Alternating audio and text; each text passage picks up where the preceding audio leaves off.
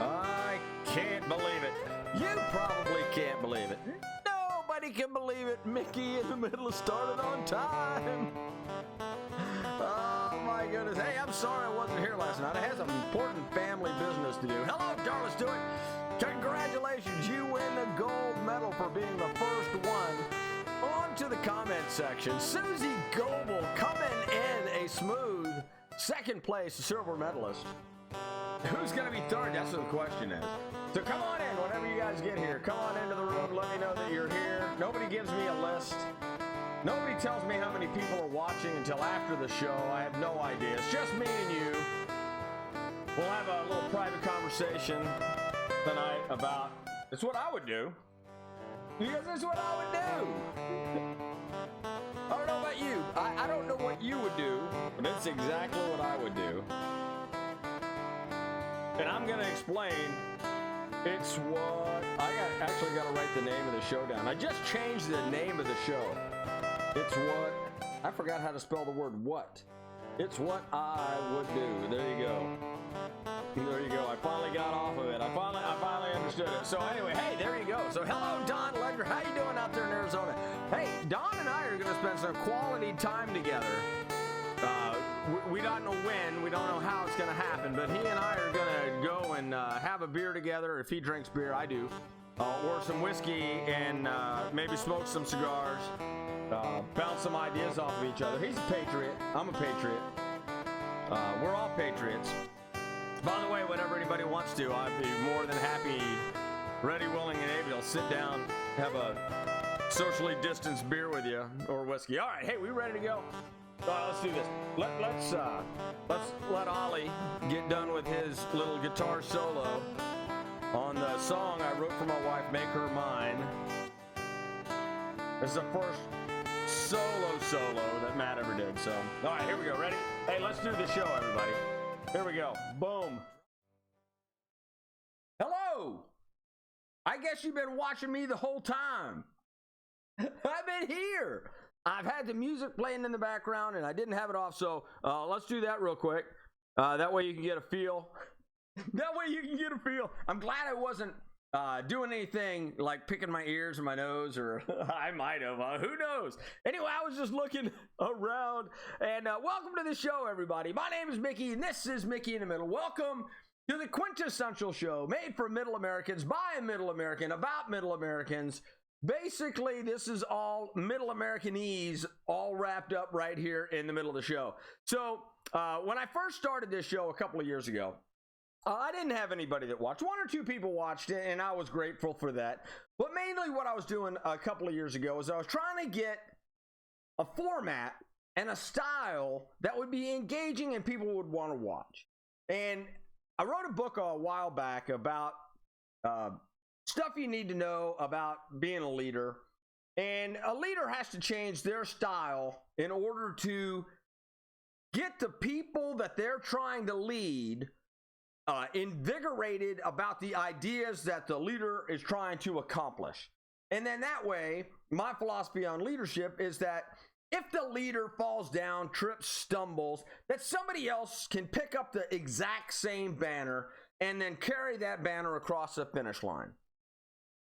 So tonight we're going to talk about getting to the finish line. We're going to talk about finishing, and we're going to talk about it a little bit about military terms. We're going to talk about it in American terms. We're going to talk about it in, what do you do as a leader if you have specific goals that you're trying to accomplish? And that's where the name of the show came from. It's what I would do.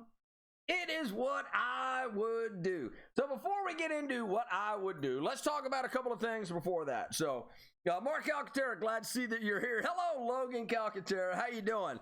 So, happy birthday. Replying to Greg, happy birthday. It's somebody's birthday? How did I miss somebody's birthday? Sometimes I do social media for hours and hours and hours, and other times I don't. So, whoever's birthday it is, happy birthday to you. Happy birthday to you.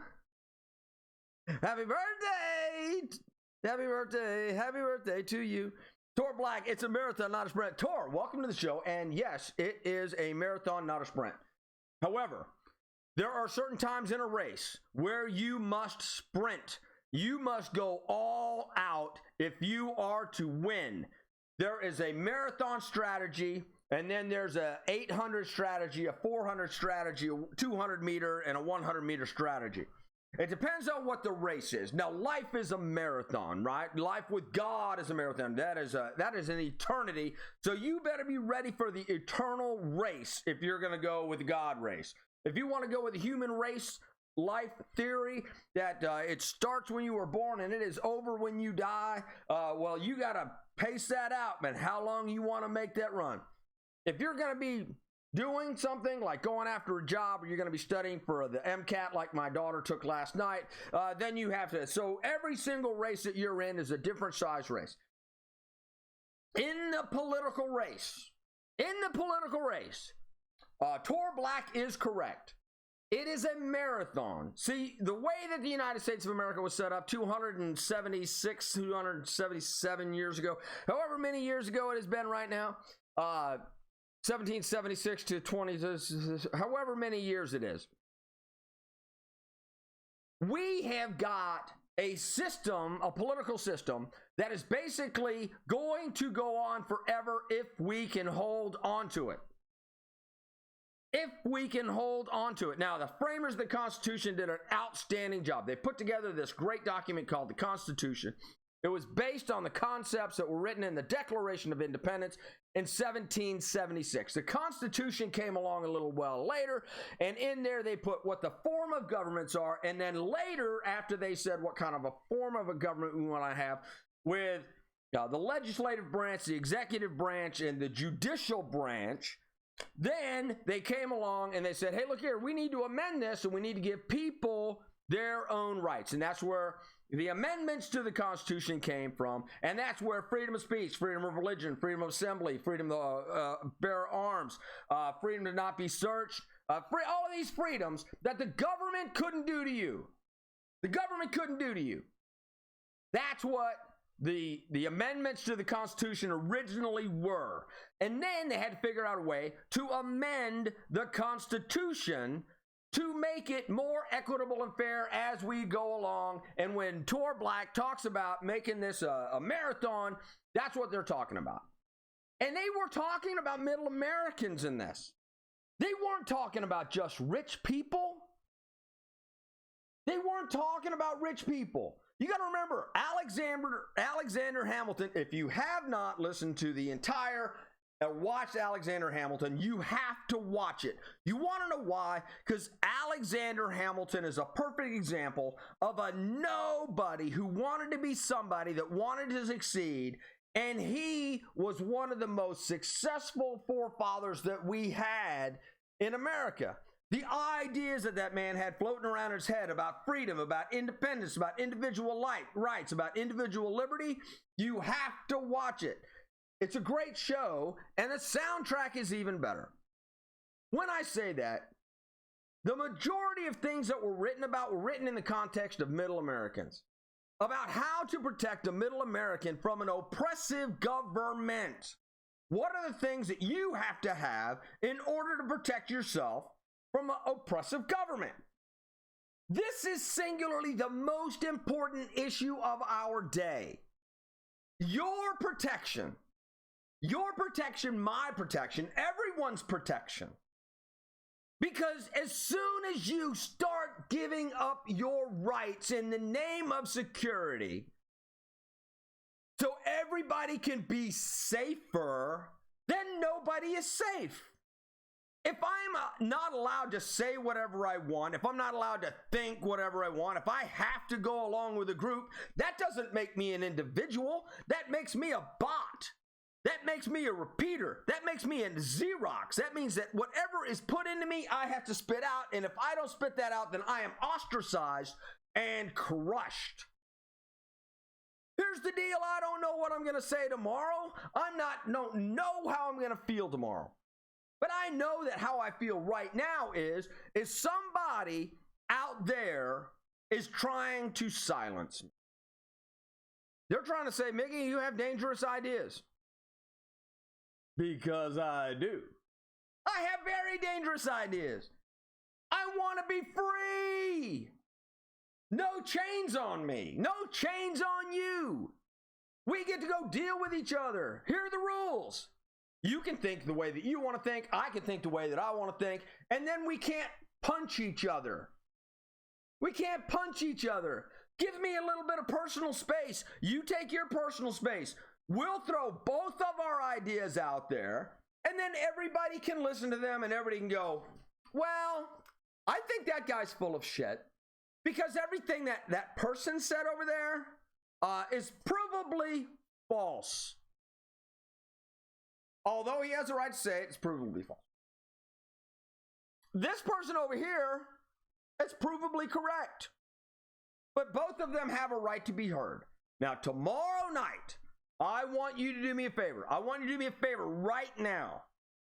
I want you to get on Facebook. I want you to get on Twitter. I want you to get on everywhere and say, you have to watch, tell all of your friends, you have to watch the first 10 minutes of Mickey in the Middle tomorrow night, 9 p.m. Central, right here at Mickey in the Middle, wherever I am. Probably going to be in Louisiana, but tomorrow night is singly going to be my most important show, and I'm not going to ruin it, but everybody needs to watch. I'm going to tell you a story about myself. This applies to me. It applies to my life. Not many people know it. Some people do, but it is how I formed my attitudes and opinions about the subject that we're talking about right now. I don't care whether you're white, whether you're black, whether you're Hispanic, whether you're Australian, whether you're Canadian, whether you're Mexican, Chinese, Japanese. I don't care what your heritage is. I don't care what color your skin is. I don't care what gender you are. I don't care what religion you are. I don't care who your friends are. You need to call every single one of them and tell them to watch this show tomorrow night. Because I have a story for everyone, and tomorrow night, 9 p.m. Central, in the first 10 minutes, I'm going to tell my story, and then I'm going to talk about the implications of why I am the way that I am based on that story. And it's going to explain a lot about who I am as a person. All right, so what do I want to talk about? What would I do? What would I do? And you got to think about this. We've had a series of events ever since in the summertime when, for the last 40 years. For the last 4 years, we've had somebody in the White House that a lot of people disagreed with, that they didn't like his style, they didn't want to hear him, they want him shut up, they've already tried to impeach him, they're going to try to impeach him again. Nobody liked that guy. Well, then another guy comes along, and a girl comes along, and another guy comes along, and the socialist comes along, and then somebody from Hawaii comes along, and they all run for president, and we boil it down to Joe Biden and Donald Trump. Based on an unfortunate series of events, things happened across the United States of America with protests and riots and burning of cities and people getting killed and the media stepping in and social media saying some stuff and other people saying stuff, and all of a sudden we got fact checkers for the first time in our life, and then everybody started picking sides, and then it came down to a day in November where we had to pick whether we're going to go with Donald Trump or Joe Biden. Inside of that time, a lot of lawsuits had occurred. I don't know whether they were good lawsuits. I don't know whether they were bad lawsuits. I don't know whether the people had good intentions, whether people had bad intentions. All I know is a lot of stuff happened. 300 suits were filed. I don't know. I'm not trying to qualify any of those things. I'm just talking about what happened as it affects middle Americans. More people had the ability to vote, and a lot of people sent out mass ballots, and they put drop boxes all over the place. I'm not talking about whether the ballots were valid or whether they weren't valid, but that happened. As a result of that, a lot of people got upset with the election, and a lot of people had a lot of things to say about Joe Biden being president, Donald Trump not being president, whether it was legitimate, whether it was not legitimate, and that it ended up going to a rally in the Capitol where several 100,000 people showed up. And of those several 100,000 people, several hundred of them, from what I understand, several hundred, not in the thousands, but let's just say 500, between 500 and 1,000 people breached the walls and then breached the walls of the Capitol building. That happened. That was on the day that they were certifying electors in Congress, and that scared a lot of people that were in Congress, senators and the House of Representatives. They had to run. They didn't know whether anybody was going to come in and kill them all, whether they were going to blow them up with bombs, or were they going to light the building on fire. They had no idea what was happening. All they know is people breached the walls, and the top line security officials didn't start mowing them down, didn't start killing them all. So then it became a selfie, Twitter, Facebook type of a deal. Oh, look at me with a guard. Oh, look at me in the seat. Oh, hey, look at me over here. Oh, shit, I heard somebody got shot over there. Well, we're peaceful. We're peaceful. We just want our voices heard. And now they started hunting them down. Then for the inauguration, they called in the troops. It's what I would do. That's what I would do. I would say, hey, look here, we have to have higher security on this. We have to have higher security on this. Why? Because we just had something happen that was pretty significant, an American thing. It made us really, really look bad. It scared a lot of people, and now we're going to call it an insurrection. We're going to blame Trump, and we're going to go do this. Here's why I bring that up. Now we're at an impeachment. If I were the Democrats, and you think about the situation that you have it now, there's a couple of military principles that come into effect. First of all is asymmetric warfare. You got to remember, people went into the Capitol, they left, they started hunting them down, and what happened to all the people that were on the right-hand side that were supporting Trump's? They were like, hey, you're an insurrectionist if you supported this. So they put him down, everybody got scared, everybody shut up on Facebook and Twitter, and all of a sudden it became asymmetric warfare. Who controls the narrative? If you control the narrative, you control the propaganda. If you control the propaganda, you can win the hearts and minds. You start making accusations about the other thing. Now, in Saul Alinsky's Rules for Radicals, it says make fun of them. It says make fun of your opponent. Put them in a situation where that they feel like they are a joke, and everybody that looks at them as a joke. This is one-upping it. They are now saying you are a domestic terrorist, and therefore you need to be vilified, and we have everybody on our side that says we are now going to vilify you. So they up their game from humor in an asymmetric warfare type of a thing. So asymmetric warfare is very, very important when you're trying to win hearts and minds, but that's what I would do if I were them. And I want you to think about this as a military planner or somebody in your business or somebody that's out there trying to convince kids. You try to get a psychological advantage, then you try to exploit the psychological advantage. It's called maneuver.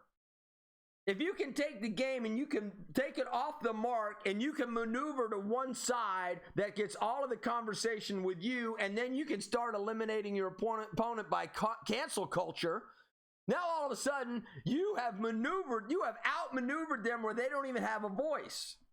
They get so bad that they've even taken a guy that sells pillows. The Pillow Man's been thrown off Twitter and Facebook and everywhere else. He's been thrown out of stores. They're canceling everybody. You want to know why? Nobody wants to be associated with that. No business wants to be associated with that. Then you get the bots running and it says, if you support the pillow guy, we will boycott your store. If you don't boycott, we will boycott, or if you do not get rid of this guy, we're going to do that.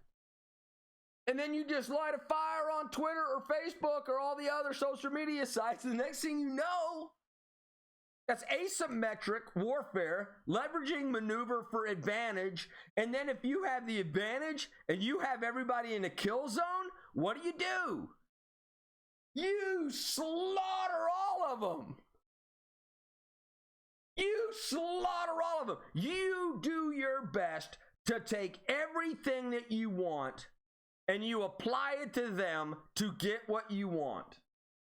If you want people to shut up and only your side does it, you start getting executive orders to vilify and limit speech. You get executive orders to limit the availability of guns and ammo. You get the advantage and you say, I don't want them to assemble, so we're going to say that they cannot assemble. You're not allowed to assemble on Twitter. You're not allowed to assemble on Facebook. You're not allowed to do everything else on WeMe or anything else.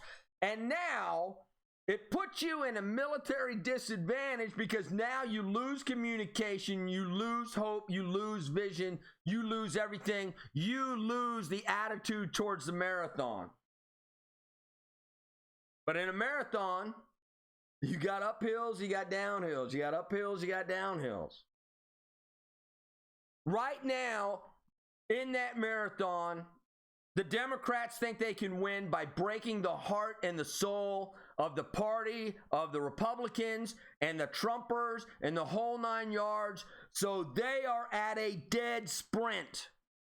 They are going hard. They will not let off. All their coaches said is go, go, go, go. No quit, no quit. Hammer them into the ground. You do not stop when your opponent is down. That's when you take advantage of them and you crush their spirit so they will never come back and race you again. You demoralize them. You take their fans like the Saints and you put them in bags and you put them on the sidelines for 10 years. People still show up to watch the games, but they keep bags over their head and they keep quiet because they don't want anybody to know who they are. So the question is, what do you do inside of an environment like that? Now, I just went and talked for 22 minutes because that's what I would do if I were them. Hell yeah, I would impeach Trump.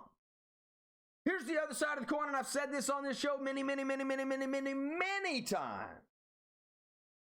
If you can do something, the only thing that is stopping you from doing something is your brain. You can do anything that you want as long as there are no consequences. Are there going to be any consequences for anybody that's in the Senate? Chuck Schumer, I don't know when the last time he was elected, but senators are up there for 6 years. 6-year terms, and Chuck Schumer's been up there for 30 plus years. Is there going to be any repercussions for Mitch McConnell either going with the Democrats or going with the Republicans or supporting the impeachment or not supporting? No! He's got a free reign to do whatever he wants. He can cut any kind of a deal that he wants. It doesn't matter.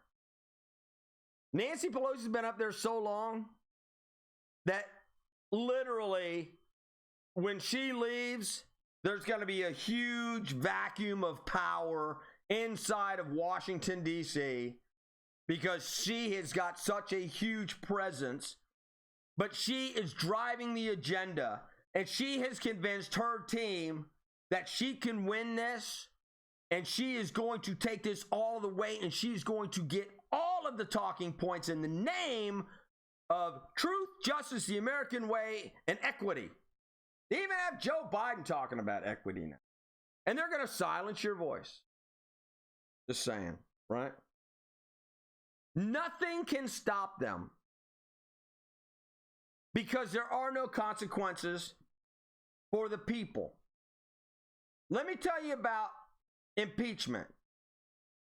This is a simple deal with impeachment. Other than being removed from the Senate or the House of Representatives, no matter what you do up there, doesn't matter. It doesn't matter. Okay, let me give you a perfect example.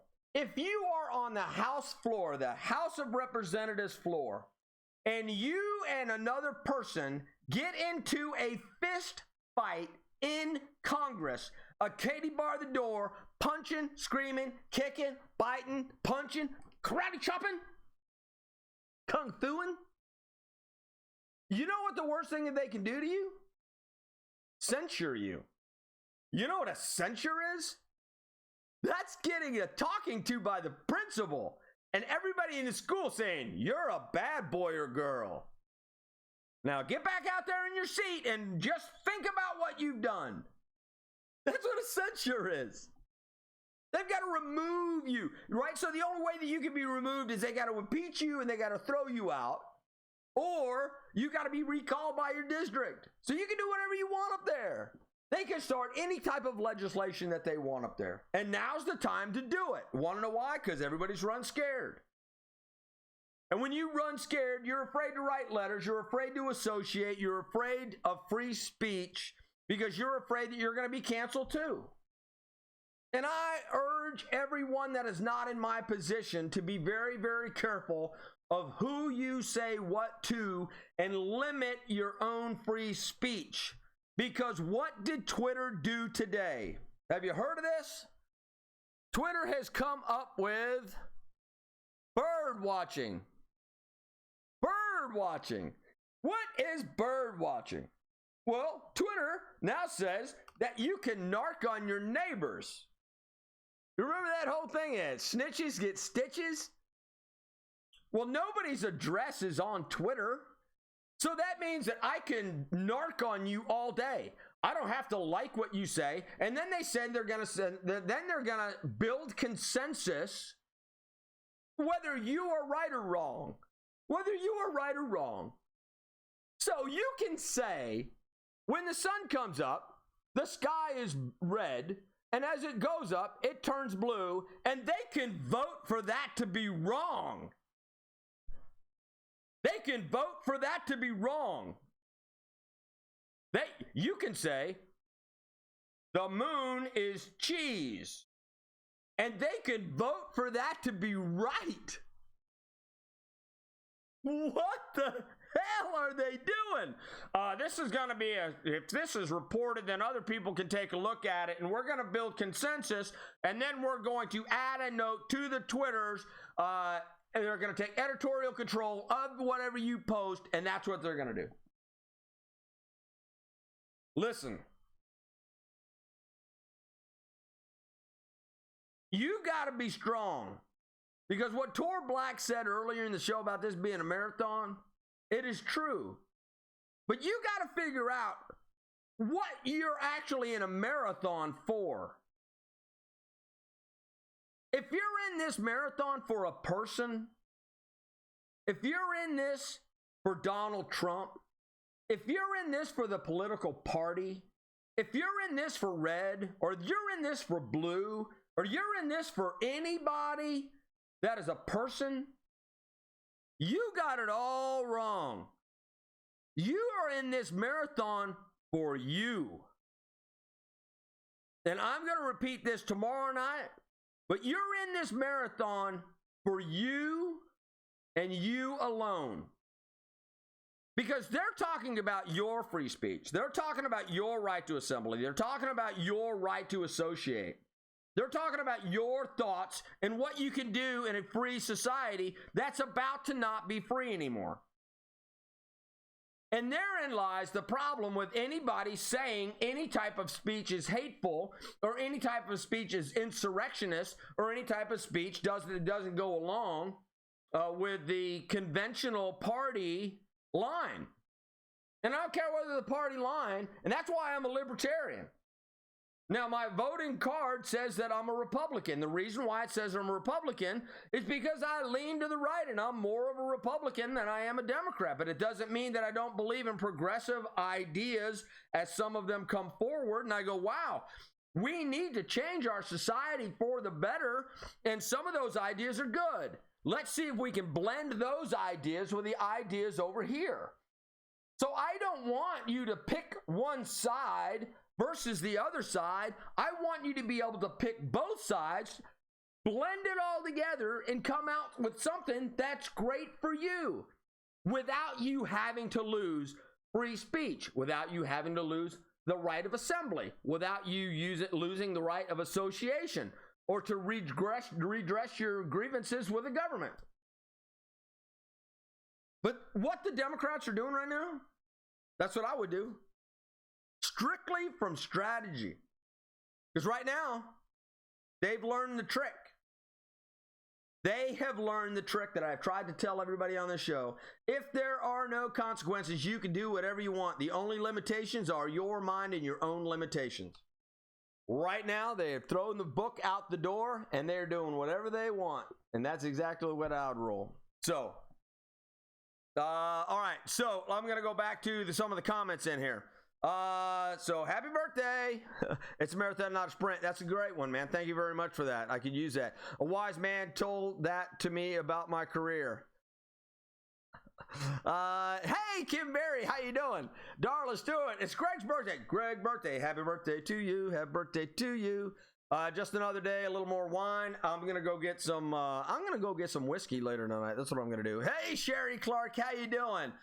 We have to have a Sarah Sanders in office. Okay, here's what the thing is about Sarah Sanders. She's a great person. However, Tim Griffin is a Republican. He's a lieutenant governor of the state of Arkansas.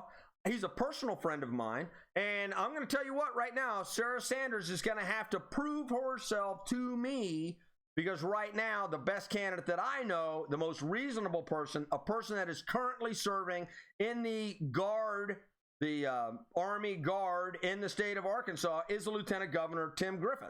And he's got experience. He's a legislator. He's extremely smart. And Sarah Sanders got some work in front of her.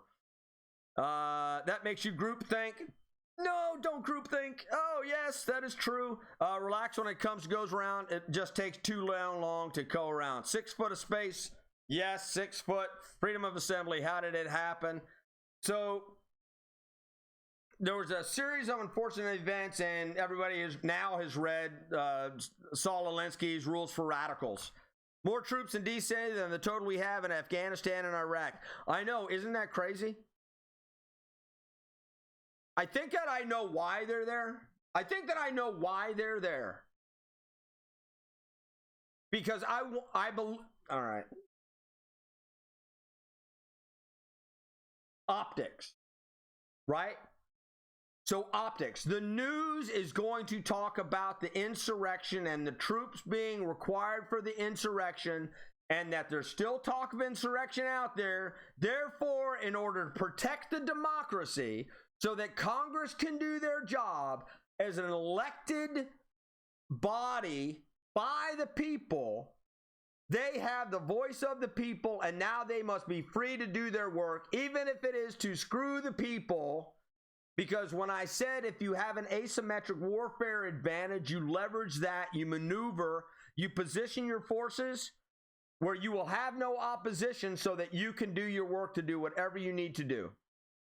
Basic military tactics. Once you're inside and you have a leverage, you just take that until they snap and you break their heart and soul. That's what it is. PSYOPs. Hey, there you go, Greg Myers. It is PSYOPs. Will not happen. Look at the cost this past summer during the rioting versus the one-day breach of the Capitol.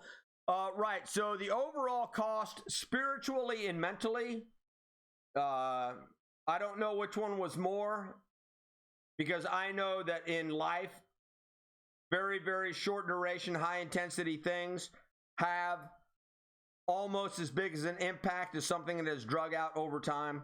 Me and my daughter being in a river, raging river, right? So very, very high volume water, rapidly moving, could not get a foothold, right? My daughter's leg was pinned in a river.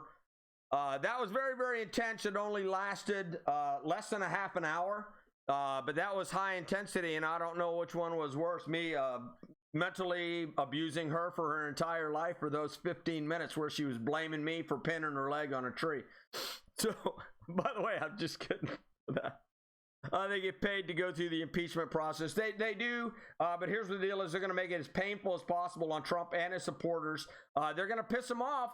But here's what the deal is. A pissed off enemy that can't do anything is just still an enemy that can't do anything. So she has a supporting cast. She does, right? So if you take this House and the Senate is split 48 Democrats, 2 independents, 50 Republicans, which why it should be a Republican House but the Democrats caucus with the Democrats, or the independents caucus with the Democrats. And then you look at the House, it's like 221 to 211 or something like that. And so that is evenly split as well. But whoever gets the gavel gets the power, gets to bring things to the floor, and to the floor of the Senate, to the floor of the House. So that's why they have an asymmetric advantage in legislation currently in the House of Representatives and in the Senate. Asymmetric advantage is huge. Asymmetric is, it is cheese. Tor, your children. And we're doing this for ourselves first, and then for the children. We do this for ourselves first, and then we do it for the children. I have to put my oxygen mask on first before I can help other people. Because if we die in the fire, then the children have nobody to help them, and they will not survive. So we got to survive first, bring the children second. All right, so that's it for today. Thank you very much for watching Mickey in the Middle. Really, I am in the middle. You know, I talk about the Democrats doing what they do, and this is why I'm saying I'm telling you, I would do exactly what they are doing. So remember, do me a favor, please send out tweets and send out Facebook. The first 10 minutes of Mickey in the Middle tomorrow are going to be my story and how I became the person that I am in the middle, and why I support what I do and how I do and all of those other things about the do. So please do me a favor, 9 p.m. Central tomorrow night, Mickey in the Middle. Please invite everybody that you know. The first 10 minutes are going to be extremely important in understanding why I believe the things that I believe. And I believe that because I believe these things, I believe that everybody else would want to believe these things as well. And I believe that the vast majority of people do, but they do not know how to articulate certain points.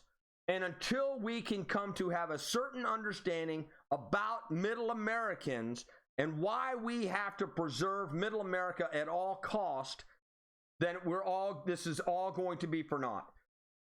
And this has to be said, and it has to be acted upon now. Now. That's why I'm doing the show tomorrow night. That's why I'm inviting everybody. As soon as I get off here, I'm going to invite everybody to the show tomorrow night. So I will see you tomorrow night. Everybody have a fantastic evening. I'm going to go have myself a honey bourbon, a Jim Beam bourbon with honey in it. And I'm going to have a fantastic night. So I want you to have a fantastic night too. I will see you tomorrow night. Remember to like, share, ring the notification bell. And remember to live, laugh, and love. Peace, everybody. See ya.